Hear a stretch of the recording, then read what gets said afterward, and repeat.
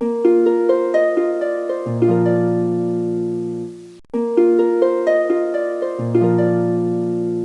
Video को देखने वाले सभी बच्चों को मेरा नमस्कार।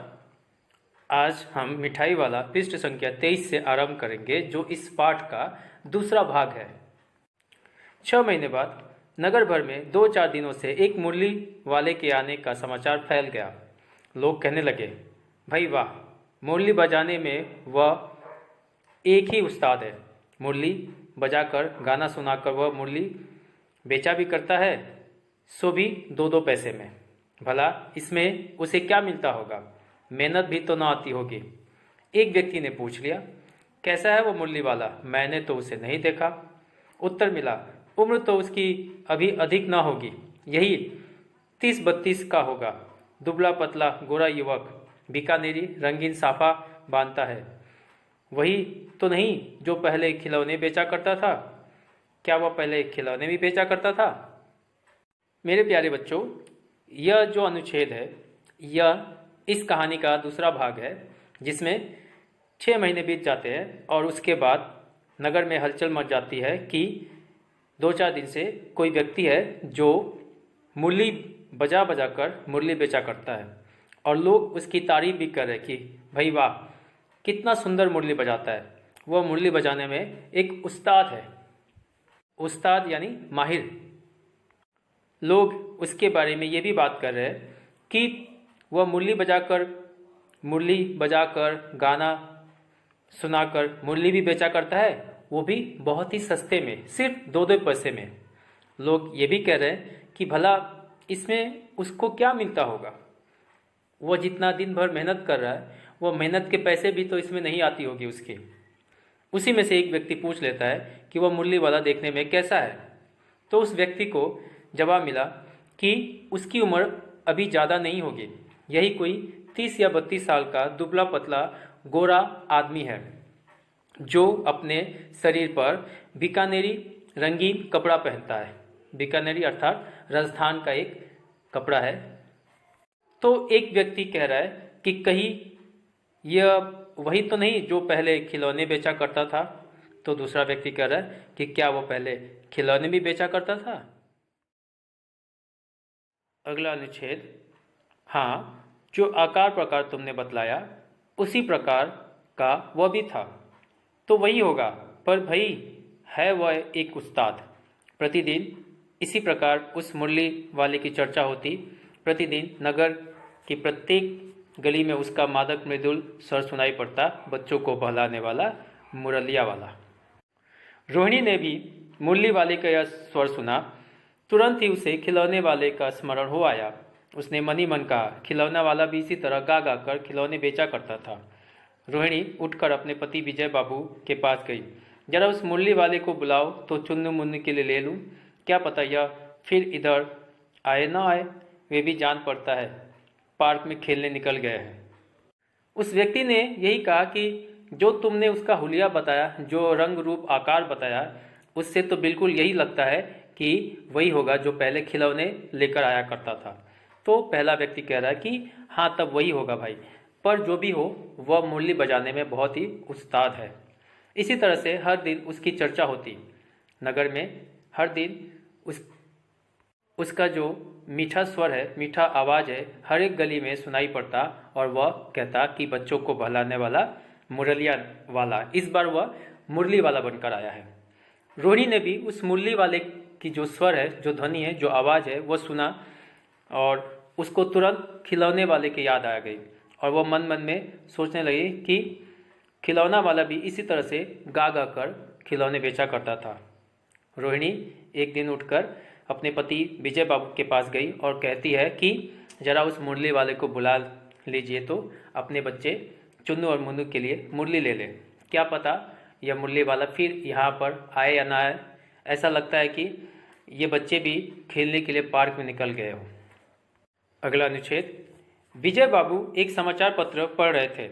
उसी तरफ उसे लिए हुए वे दरवाजे के पास आकर मुरली वाले से बोले, क्यों भाई, किस तरह से देते हो मुरली? किसी की टोपी गली में गिर पड़ी, किसी का जूता पार्क में ही छूट गया, और किसी की सोतनी अर्थात पजामा ही ढीली होकर लटक आई है।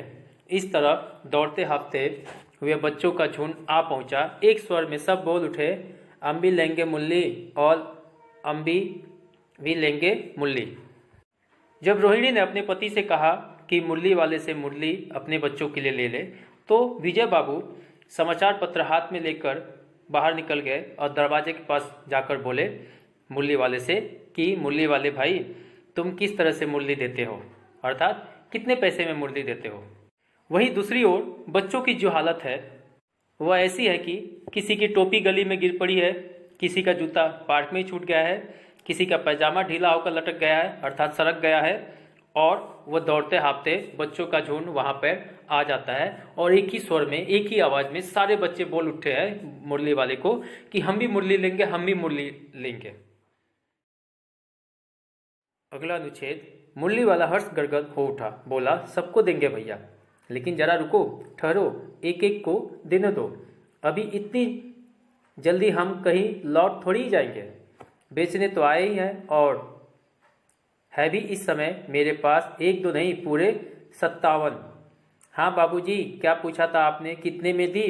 दी तो वैसे 3-3 पैसे के हिसाब से है, पर आपको 2-2 पैसे के ही दे दूंगा।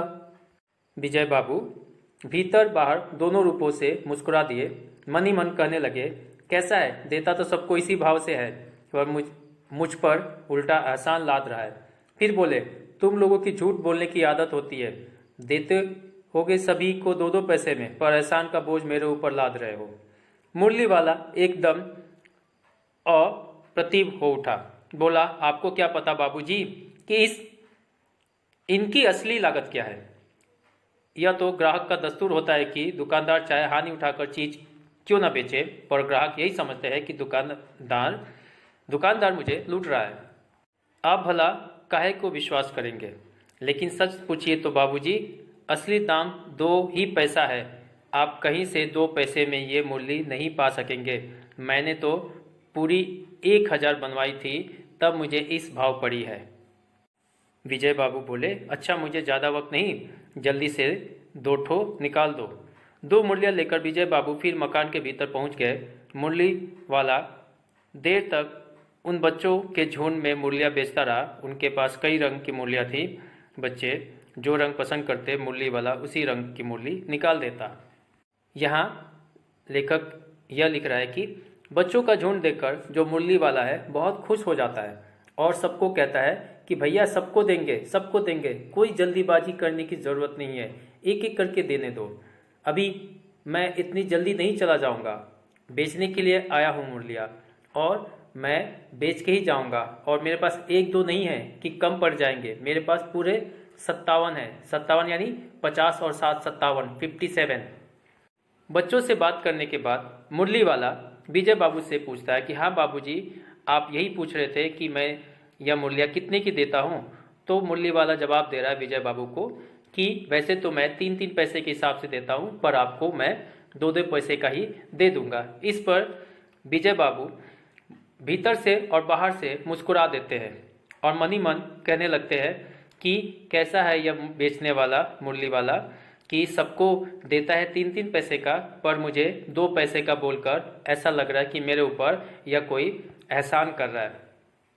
फिर विजय बाबू मुरली वाले से कहते हैं कि तुम लोगों की झूठ बोलने की आदत होती है, तुम लोग देते होगे 2-2 पैसे की, पर मुझ पर यह एहसान लाद कर कह रहे हो कि मैं सबको 3 पैसे की देता हूँ, पर आपको 2 पैसे की दे दूंगा। इस पर मुरली वाले को बहुत बुरा लगता है उनके बात की, अर्थात विजय बाबू की बात की, और वह कहता है कि आपको क्या पता बाबूजी कि इसकी असली कीमत क्या है, मैंने कितने रुपए में एक मुरली बनवाई है। यह तो ग्राहक का दस्तूर है, अर्थात खरीदने वाला का दस्तूर है कि चाहे दुकानदार हानि उठाकर भी, नुकसान उठाकर भी अपनी चीज़ें क्यों न बेचे, पर ग्राहक यही समझता है कि दुकानदार उसे लूट रहा है। आप मेरी बात पर विश्वास क्यों करेंगे, पर सच पूछिए तो बाबूजी, इसकी असली कीमत ही 2 पैसे है। आप 2 पैसे में इस मुरली को कहीं से भी, किसी भी बाजार से, किसी भी जगह से नहीं खरीद सकेंगे। मुझे तो 2 पैसे की तब पड़ी जब मैंने 1-2 नहीं 1000 मुरलियाँ बनवाई थी। तब विजय बाबू कहते हैं, अच्छा ठीक है, मुझे ज़्यादा वक्त नहीं है, जल्दी से 2 मुरली निकाल कर मेरे दोनों बच्चों के लिए दे दो। 2 मुरलियाँ निकाल कर लेकर विजय बाबू मकान के भीतर चले जाते हैं। मुरली वाला देर तक उन बच्चों के झुंड में मुरलियाँ बेचता रहता है। जो बच्चे कहते कि मुझे इस रंग की मुरली चाहिए, उस रंग की मुरली वाला उन्हें निकाल कर दे देता। मेरे प्यारे बच्चों, आज की कक्षा में इतना ही। अगला भाग हम अगली कक्षा में पढ़ेंगे। धन्यवाद। सबका दिन शुभ हो।